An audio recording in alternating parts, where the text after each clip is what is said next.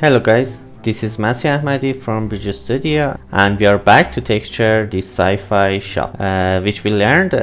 You can see the modeling part and unwrapping part in our YouTube channel. We worked on it from the first and you can see all the process until here. Okay, let's start by the version of Substance Painter which I use, which is 10.1.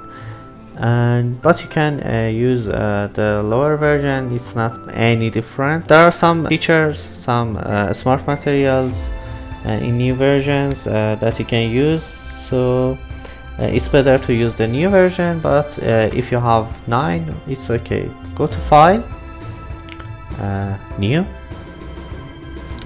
and here you can change the template. We work with pure metallic roughness starter asset.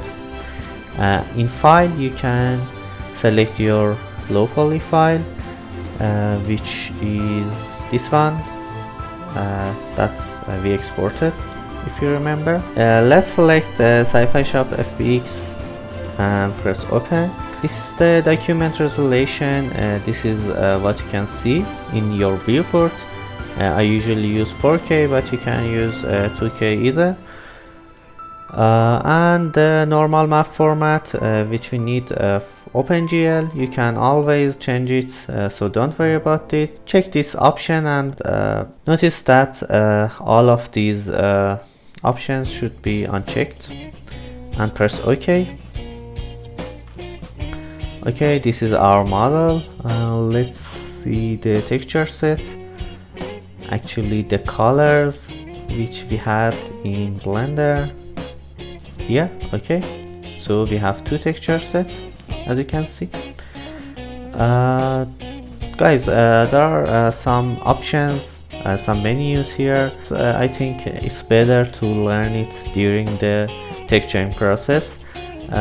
Many of them are useless for us for most of the project, so we don't need to know all of that. Okay, for the start, we should bake the model. So go to texture set setting, go to mesh maps, bake mesh maps,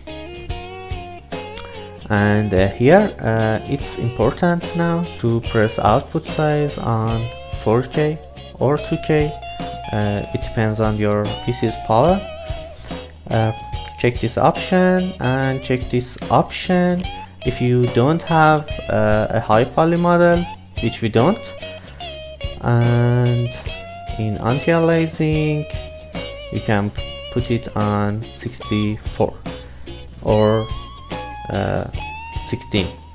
I work with this workflow and bake selected textures and wait. A few moments later. Okay, it's finished. Let's return to painting mode, and if you press B you can see the mesh maps that we baked. As you can see, it's really fine. We will use them later, all of them, and press M to get back to material. If you press a shift and right click with your mouse moving, you can change the HDRI that you have.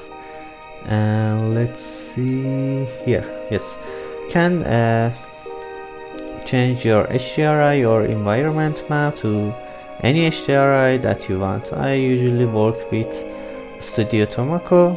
This one is better, not necessarily. Fine, you can work with any of them and it's fine. It's totally fine. You can see the HDRI in here. It will show you your HDRI. This is Studio Tomoko and our rendering scene, which we don't need now because we will use Blender for that, but maybe at the last of the session. That's enough for today. See you in next video.